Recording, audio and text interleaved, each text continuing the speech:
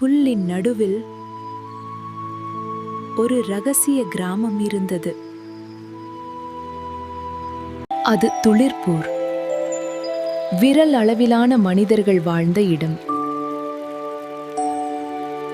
சின்ன வாழ்க்கை, ஆனா பெரிய சந்தோஷம். ஒவ்வொருவரும் தங்கள் வேலையை அன்போடு செய்தார்கள்.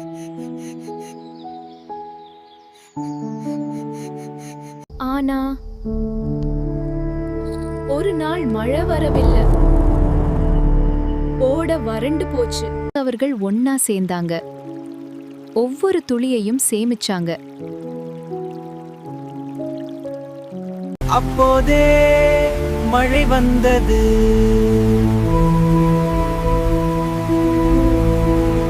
சின்ன கிராமம், பெரிய ஒற்றுமை. அதுதான் அவர்களின் சக்தி.